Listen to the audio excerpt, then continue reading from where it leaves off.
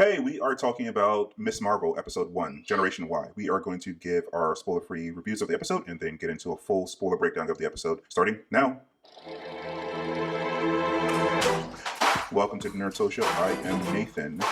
Hi guys, my name is Priya. So the spoiler-free logline of this episode is Kamala Khan attends AvengerCon, only to discover that she herself might have superpowers. So, Priya, what did you think of this episode, spoiler-free, of course? I have to say, and being from India, just to see that representation on screen in the MCU, which I am a huge fan of, was phenomenal. I've read the comics before, so that in itself was the first chapter where I got to really fall in love with Kamala Khan, but I really enjoyed it. I think it's a great kind of, it's setting up like the coming of age story, right? It's made for kind of the teenage audience, the immigrant audience. There's a lot of Bollywood music and South Asian representation and stuff from my childhood that I can relate to because years since I was a teenager, but there's definitely things I can relate to. And I think the aesthetics are really cool too. There's some really interesting kind of things that they've taken into place, but I'm curious now how they're going to move forward with really the superhero side of it, because I think this is the first time probably a lot of people are meeting Kamala Khan. So it was a lot of setup about her and her roots and her family and her obsession with the Avengers. So I'm really looking forward now to seeing the superhero side of it. But overall, I think it was just a really fun episode and a great way to introduce her to the world.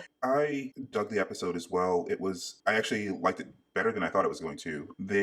I like the character in the comics as well. I'm not as familiar with the character as my wife is, but I like the character.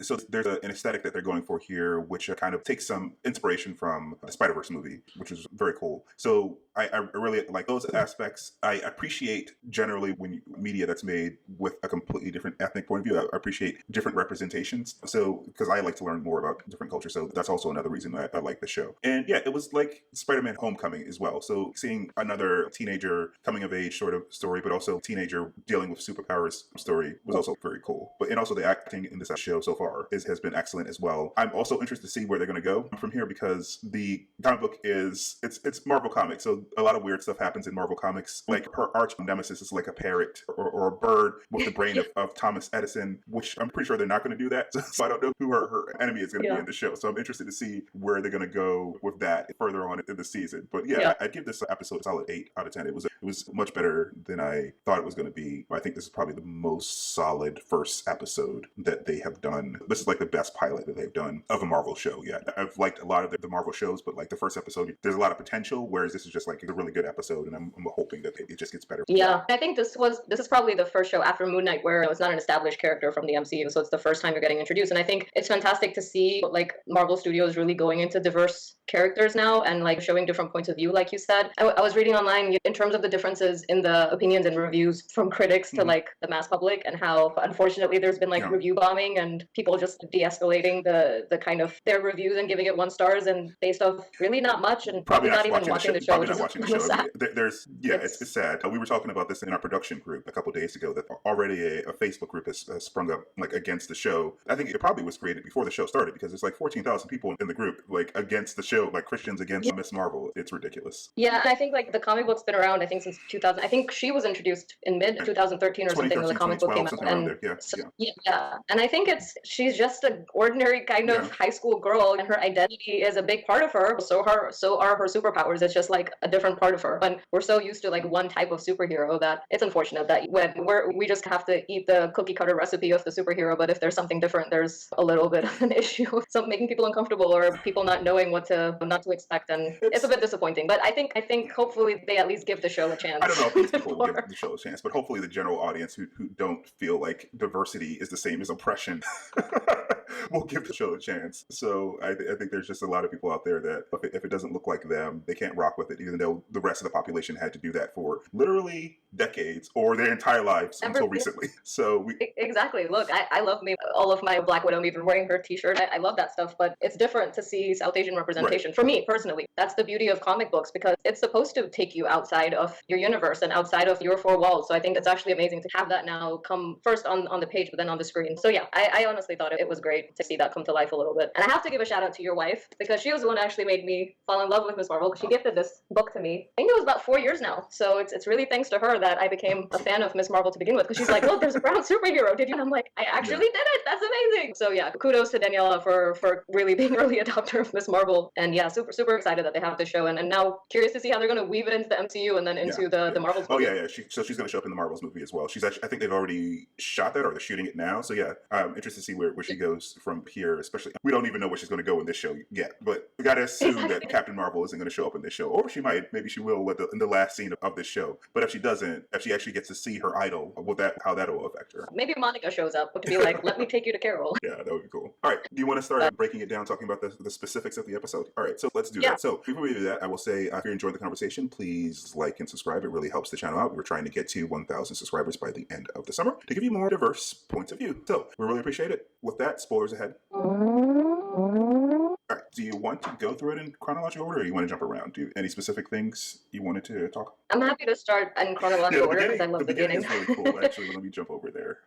She's definitely a nerd after her own heart. She's basically a fan herself, so she has her own. It doesn't say YouTube, but it's obviously a YouTube channel where she's making like video reenactments of Avengers battles. So she has the Endgame battle here that she's drawn, and she's doing stop motion animation with her cutouts. It's an awesome beginning. It's so good. She obviously exaggerates with Captain Marvel. So she exaggerates a little bit, but like they were about to lose until she came and like destroyed the ships. Like when I think the series of events, they were losing, then the portals opened up and they got back up, and then Scarlet Witch came and almost killed Thanos, and then he started to rain. He said rain fire, which was about to kill them all because of all the ships, and then Captain Marvel came in and destroyed the ships. So yeah, there were a couple turns in that battle where people were winning, and then Thanos was on his back foot, and then he started to try to pepper them with artillery. But without her, the ships would have destroyed everyone. So yeah, that is true. That's true. Yeah, I love the sequence so much because I also think it sets Kamala up because she is like a huge Avengers nerd, even in the comic. And here, like from the outset, you can see that she's obsessed with it. And like you said, it's a nerd after your own heart, because if you're watching the show, you've watched Avengers and you love Avengers and you love the MCU. It's such a cool way to show it though, because it's just fun. The animation is just so fun. And I think I'm sure you've heard, like with Iman Vellani, I mean, she's like a huge nerd.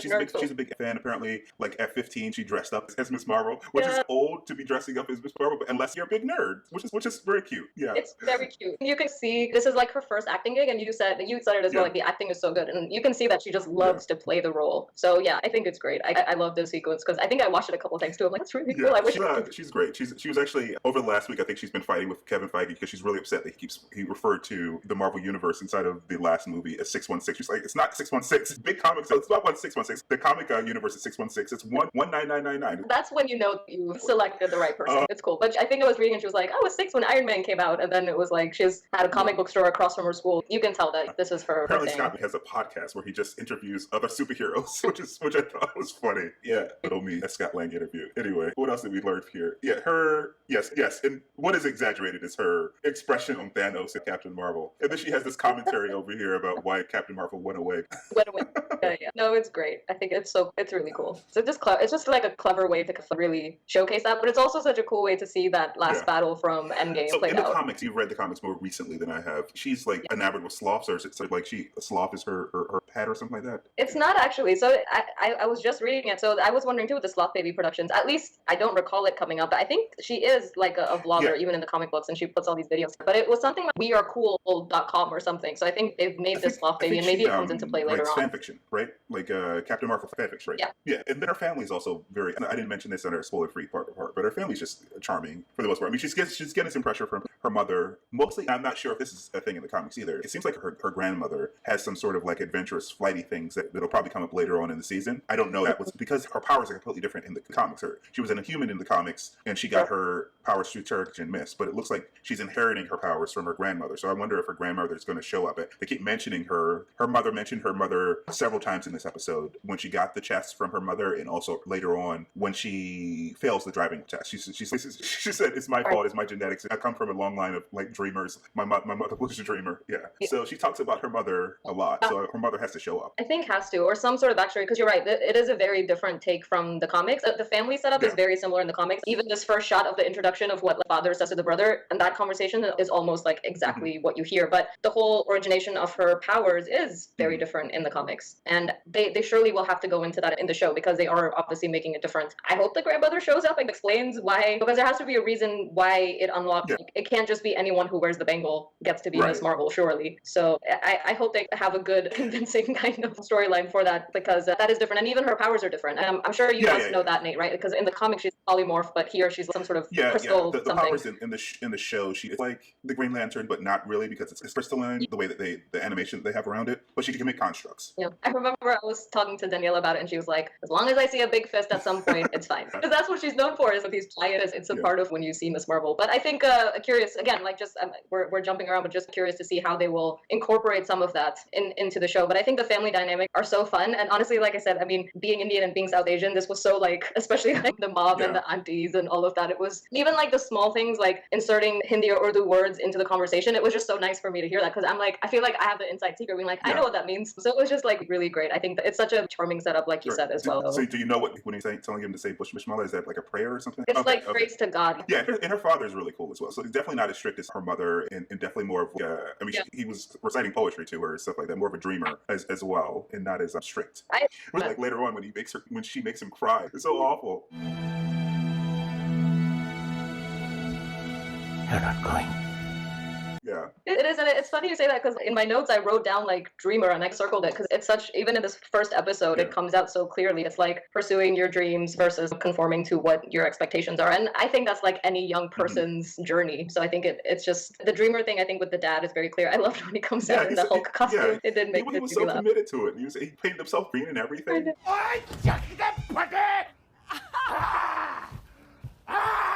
Yeah, he's a great dad. Yeah, so she says to Fallah, and she has her aviator glasses on too, like Captain Marvel. She assumes, because it's not like she knew her in the 90s, but she assumes she has the glasses and just goes straight back into this guy's car. Yeah, this whole exchange was hilarious. And then like her parents show up and they're trying to like guilt trip the instructor. I was laughing. I'm like, yep, that looks about right. Oh, I didn't even notice the title sequences. It changes like, because when you're watching it goes past so quickly, but I have like screenshots from like every 20 seconds. That's actually cool. I don't think I noticed that. There were so many different times. I don't even have all of them because I don't have them frame by frame. But yeah, that's actually a lot of different jobs. So, I mean, it's again just to the aesthetics. I mean, that whole sequence where they're even talking about her costume for AvengerCon, and it's like on the walls, you can see it. It's so fast too. I was like really trying to pay attention, but since we have the screenshot, we can actually see what everything that was in there. Yeah. So you're saying that she's trying to. They both know that she did something wrong, or they have a sense that she did something wrong. They're trying to argue around it anyway. Yeah. It's funny because, and this is like what you would expect, right? You want your parents to fiercely defend you. To everyone else in the world, you're perfect or whatever, but you get the criticism inside, not outside. Yeah.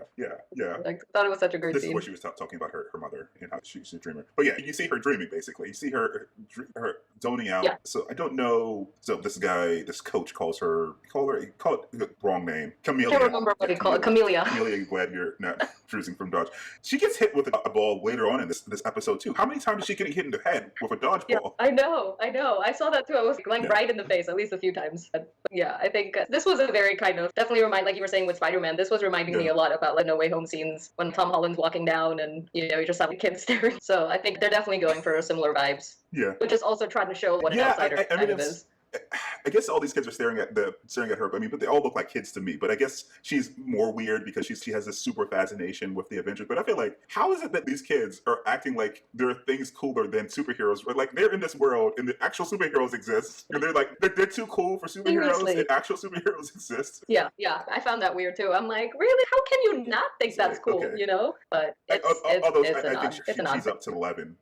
She's these kids are probably low key because later on we see a kid who I guess is more of a popular person, Zoe, and she doesn't do things in school, but like she showed up to the con later on, so it's like maybe and she's low key about it at all. Everyone knows that's her fascination. She'll wear the t-shirt. I think she was even wearing like an Avengers or Captain Marvel t-shirt under this, possibly. At least in one of the scenes she did. It's like a girl like a girl power or something. So it's a bunch of the female Avengers with Captain Marvel in the middle, and it's like a shirt that she created. Like that's how obsessed she is. So I'm sure a lot of these people find it fascinating, but not so much that they would create their own t-shirts. Yeah, I miss that's true. her friends here, her name, because she doesn't feature very much. And Nakia. Nakia, okay. She's in the comics as well. She is. I think she's supposed to be Turkish, if Okay. I'm not mistaken. Okay. Turkish. But yeah, the three of them are all in the comics as well as like the group. Yeah, I think they cut a scene here because I think this is from the trailer. This girl is like commenting on her shirt, and they don't have that in the cut here. They just have the comments about her necklace. Yeah. Then she talks to her counselor and zones out in the middle of that conversation, like 30 seconds of conversation. She's so funny. And Disney definitely dropping their own Easter eggs with like Mulan, and then I think they dropped Vader at some point. I'm like, all right, we know you got everything. They were really dropping all those Easter eggs in this one conversation. She's a good artist, or at least how they're representing her as a good artist. Yeah, so Mulan, we get the reference in here. She has apparently figured out her life, as she says, before Tuesday. This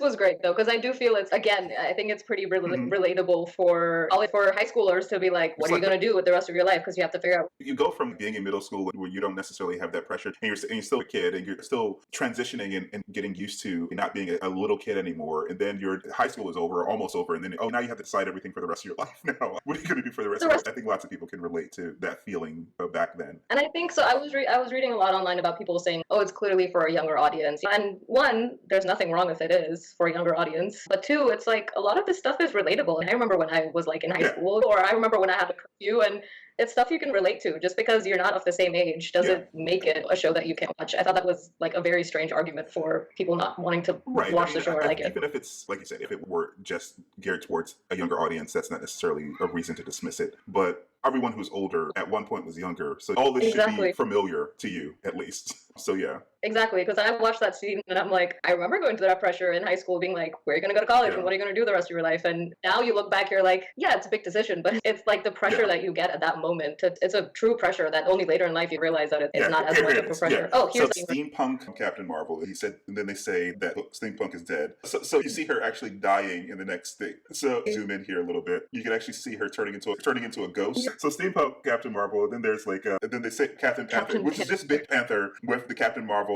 hair swooshy there. Yeah, and then Iron Marvel is above Captain Panther. This whole sequence is cool. And I think what they're trying to do is showing, like, she's a very visual thinker. So as they're talking about it, these are the things going through her head. And then they have Doctor Strange Marvel with his multiple hands here. You can see behind the scaffolding, Valkyrie in the bridge, and then it turns into the sloth. And there's a princess one, which kind of looks like a She-Ra all the way in the back. Yeah. She says no princess. I forget what the hand thing is. Oh, the zombie. Oh, yeah. Zombie Captain Marvel, which I was trying to think of the what if, but I don't think Captain Marvel came in What If. She wasn't in What If. No. She might have been in What If, but I don't think that she was in the zombie episode. I don't remember. She wasn't in the zombie one for sure, yeah. But it was a clever little callback to that. So this is when she gets the package. What is she? That is Felicity. She's watching Felicity. She's young to be watching Felicity, though.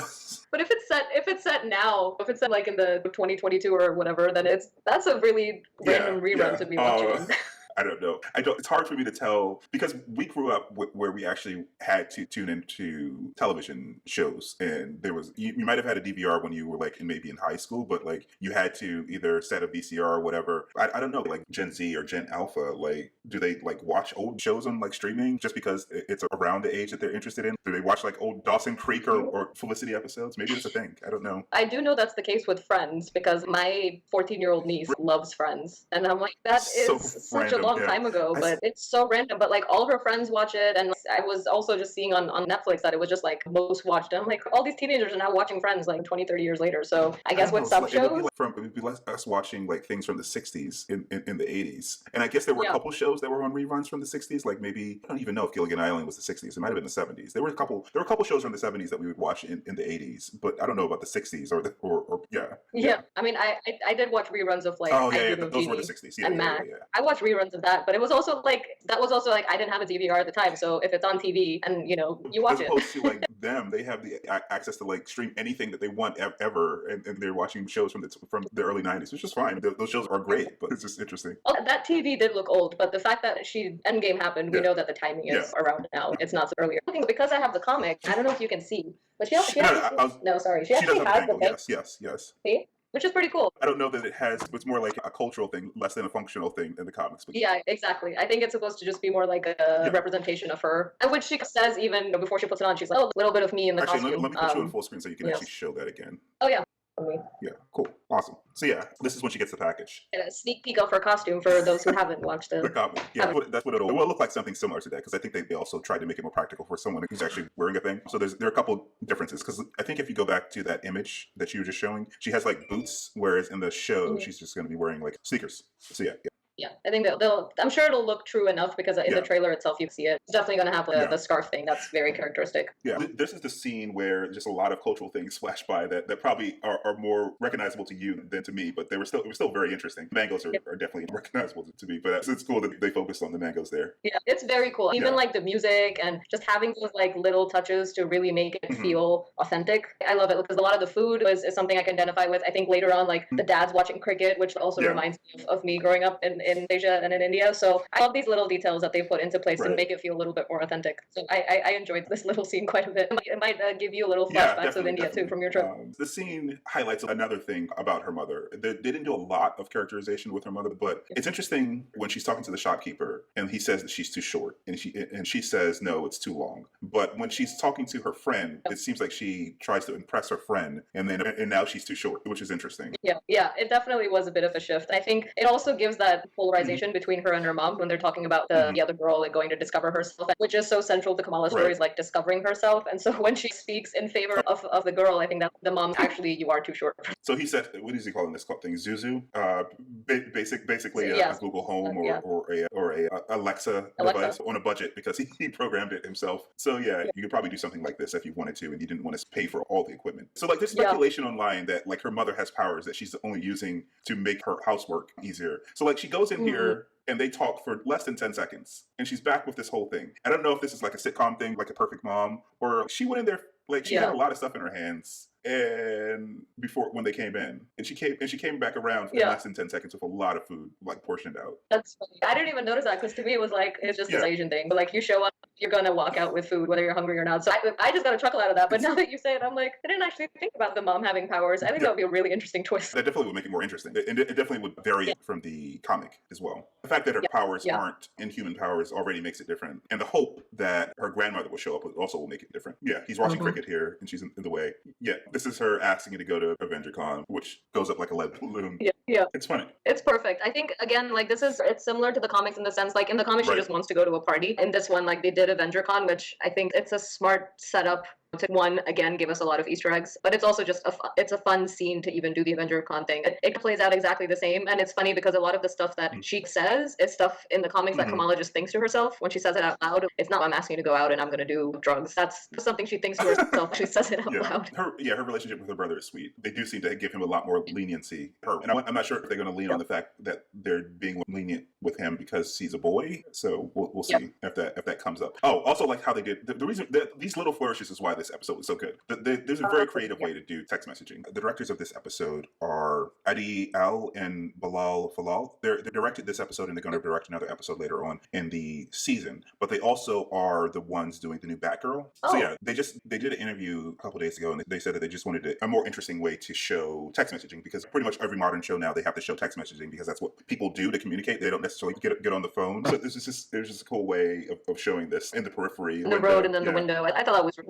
really clever. Again, it's just like coming back to the aesthetics of the show, and it's just so bright and colorful, and it does feel young, but that's the point. And I think it's cool that they're like also showing Bruno's, again, like you said, they're not doing a ton of character development, but it is also just the first episode, but they're obviously trying to establish that Bruno is just a really smart kid. It knows like electronics and science and building things, and obviously is going to help her out big time in the future. So I think, I'm not sure if this scene is meant to show that she was taking on what her mother said previously in the previous night about Captain Marvel's thing being too tight, or they're actually showing something about her own character. Like she doesn't want to expose her behind, so that's why she's putting the sash on. I wasn't sure what they were trying to communicate there. I guess we'll find out a little bit more later. Yeah, and I think it's probably a little bit of both, because that is her identity, and you can see throughout the different dialogues, like even later on, her mom is, we raised you to be like this. And so I think it is part of her identity, where she may not agree with her parents 100%, but it is still a big part of who she is, are these values that she grew up with, and it shapes her as a superhero too. But I think it's a bit of both, and also just just a teenage moment of being like, oh, this Yeah. kind of looks a bit in some places. So I think it's probably, but yeah, I think I like the dynamic that they're building with the mom. And now that you say the whole powers thing, that would actually be such an interesting twist if they actually gave her, because her mom is the one who, do you want to be this cosmic being or do you want to be the person that we brought you up to be? And it might be like because she had to answer the same question herself. Yeah, so this is the scene where she lets down her dad. They try to, what they think is meet her halfway, but like she has no interest whatsoever in the whole recap at the beginning. I think he's in the background. Yeah. But he's so enthusiastic. It crushes him a little bit. He starts to cry. So sad, but it was also a really funny way to incorporate the attire, the traditional attire. But I think you're right. I think it's like we're trying to meet her halfway, and it's funny how, like you were saying, the older we get, you sympathize for different parties. I definitely not so like I understand. I know that you're not necessarily supposed to hate the mom or whatever, but like, I definitely identify with the dad more. Like he's trying to support his wife, and he's also trying to make his daughter happy. So he dressed up in the goofy thing that his wife made, and he painted himself for his daughter, and she shoots him down. Yeah. But she does feel bad about it. She does mention to him that he cried. And I think this is a conversation that he said. I don't know how they worded it, but it's not a brown person being a superhero. Essentially, she said it's not the brown she girls, said from Jersey City who saved the world. Yeah. You can see that has some affection for her beyond a friend. It seems like he's staring at her a little bit longer than you would for a friend. They do mention here. They have a mention here, and I think Kevin Feige or someone else has confirmed it. You see, the P in Proton is capital, so that's Maria Rambeau's name. She's Proton. So I don't know where this happens in the timeline. Maybe in her world, like Maria has already become Proton because they specifically capitalize Proton here. And we just haven't seen it because we haven't seen that chapter yet. It happens before this. But yeah, they specifically capitalize the P in Proton here. Yeah, this is nice. I like the kind of, they're purposely giving it the young vibe, and then this whole thing as well. Kamala, she is insecure. And I think that's also the difference that you see, because she's so headstrong and confident when she's with her friends or with her family, but she's also just that insecure teenager. And I think also, I think to the point of the previous scene when she was putting on the costume, I think it is part of her personality. She's just modest about like showing herself. She's completely covered head to toe here. And this is, like I said, this is the second time she gets hit in the face with the ball. Yeah. So I think this is where, I think in a little bit, she's going to come up with her. This is where it's the other sequence. So it's a little bit of animation, but it's also a little, so like, I think these drawings look exactly like the comics a little bit, or look very similar to the comics, but it's also like some wish for fulfillment, because this is the actual Captain Marvel suit. Like they put the actual Marvel suit on her for the sequence. She does it, and she does a superhero landing. Like, so there's so much in here, so quick. The graceful descent it's called this part of the. And then it says like legend as well. It's just so clever. Like all these like small details that you're right. It goes so fast, but I'm so glad you have the screenshots because you can really see some of that detail. It's so cool. Marvel today. It even has an arc reactor. I didn't even notice that when it just went past so fast. Yeah, I guess he is a smart scientist, inventor type person. So I guess he identifies more with Bruce than he does with Tony, because Tony's very flashy and he is not. Bruno's not flashy as Tony, so he identifies with Bruce apparently. They have a Nick Fury there. They have at AvengerCon. There's so many. The one in her mind and also the actual one. There's so many Easter eggs in the background. It would take us a while to get through all of them. But yeah, I could probably, if I zoomed in on this is the blackboard. There'd be little details that are very cool here. I like the details because, like you said, it pays tribute to the comics, because a lot of the aesthetics is very similar. You see some of her personality in all these drawings. Like when she was very young, she had idolized Captain America because Captain Marvel wasn't on the scene. He was probably the only the main. Yeah, she likes her captains. Like some of this. Oh, okay. So she has. You also see the development of her drawing, how she's gotten better over the years as well. And she was a Girl Scout. Yeah. I think it's again just trying to show like that she has this innocence and obedience as like something that you're supposed to, that was ingrained in her when she was a small child, when she was little. 10 minutes late because her dad is going on and on about parents. You tell me the believable excuse. This is a 5:55, which is supposed to be 5:49. This timetable was unreasonable in the first place. She thought she was going to get out of someplace and leave at exactly 5:49. Yeah. No. And he has, and of course, true to his personality, he has all kinds of LEDs in his helmet. So I thought he was dressed like Marty McFly first. I'm like, that is did not remind me of best. You were right. Yeah.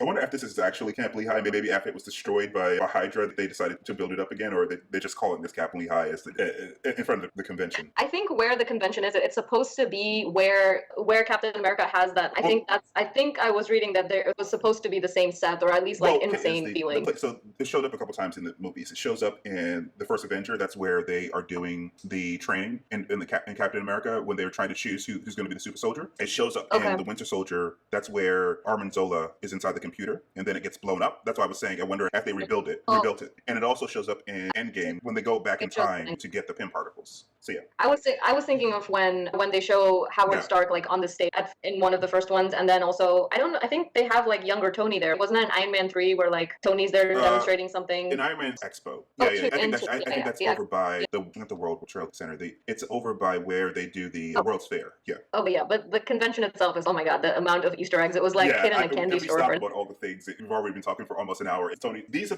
speaking of the Stark Expo, these are basically the girls that he had behind him. They're dressed like the girls from the Stark Expo. Yeah, it's interesting. I didn't even notice this because it went past so fast. This is her with one of the Asgardian helmets. So even though Captain Marvel is her favorite thing, she still loves all the Avengers stuff, and she's just partaking in the convention. I do love that.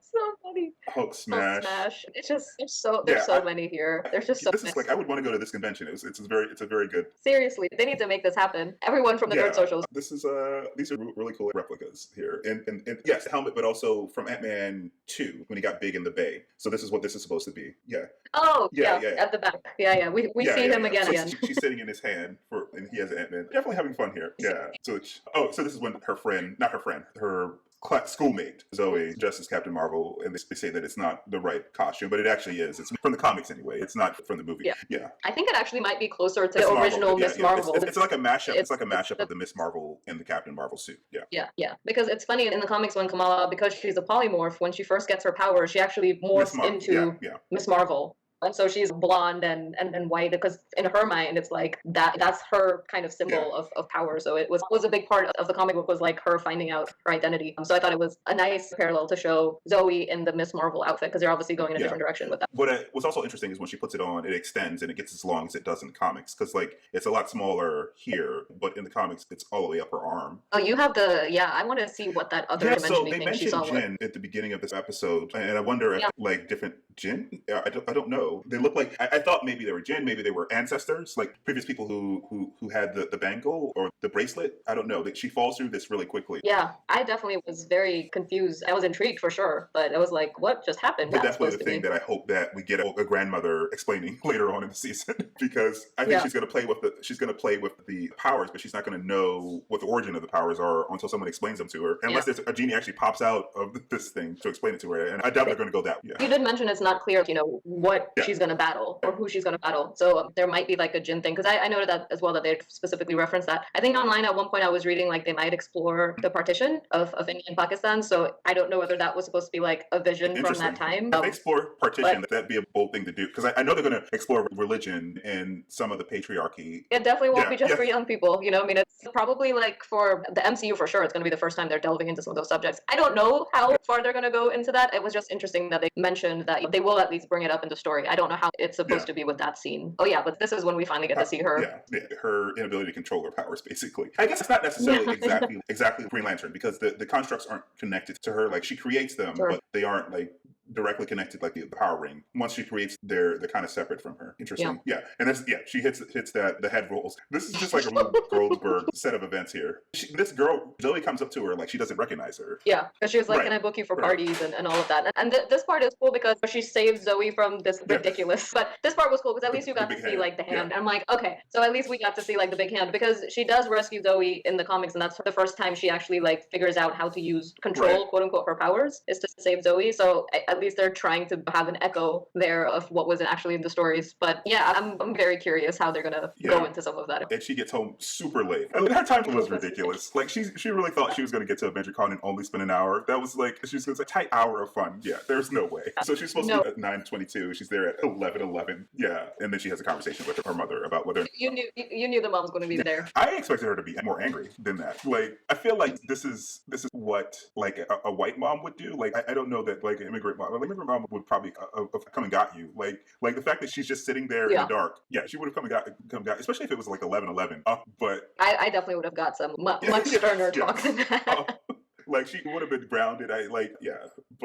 So she got off light here. I think she is 16. It's not like she's like 14, but she's still a child. Exactly. But I think this dialogue between her and her mom, I think it just unwraps the story a little bit more, because like you said, they talk about the grandmother again, and it ends in the episode of Kamala having to make the choice. So I think it's a great kind of little scene just to unpack that little dialogue a little bit more. Yeah, this cosmic person head in the clouds person, or do you want to be good like we raised you to be? And she said, we want to focus on you, meaning your grades, your family, your story. So yeah, and yeah, she makes a choice at the end. And she wants to be cosmic. And I think, of course, it's probably going to be yeah, that she's going to be both, find a right? balance, She is going to be good. Yeah. And hopefully she'll find a balance that her mom will be okay with. So I'm going to assume in the comics, her mom doesn't know that she's running around being super. Yeah. No, and it's funny because it's actually like both her parents catch her sneaking in, and like they both yell at her. So I think it's also, they're obviously trying a different relationship with her mom and her dad. That will probably play out more because you see it in the trailer as well. Like her dad is who's saying these very kind of inspiring things like one person's life and you save the world kind of thing. So I think it's a very different dynamic between the two. Even the closing scenes, they're very colorful, but they basically have a bunch of art from the comic book. So that you see, this is the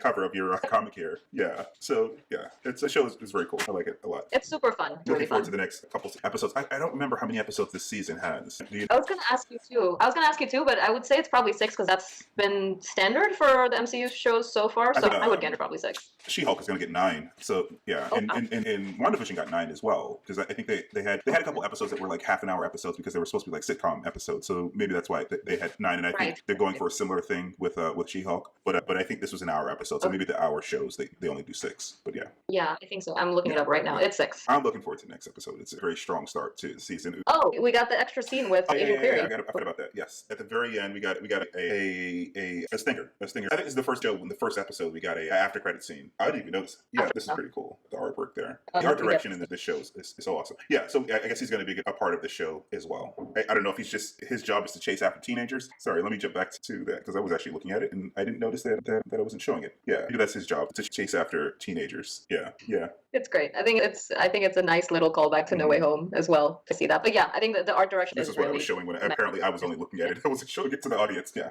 It's very cool. It's very cool. And I think I'd seen somewhere, I'm reading into the credits so much, but again, I saw somebody online that they said at one point in the credits it was like makeup artist to Miss Seinfeld, so everyone now is expecting Hawkeye to show up in one of the episodes. So I think that could be that could be interesting. We'll see. There might be some interesting cameos besides the guy from No Way Home to show up in this show. Yeah, there's lots of potential here, and especially she and Hawkeye are on the Young Avengers team, and lots of people are talking about the Young Avengers being a thing. We got news today that they might be doing a Defenders movie, so there's lots of potential here as they introduce more and more characters here. Yeah, the other thing was, is it called the Thunderbolts? I think that's the other big thing.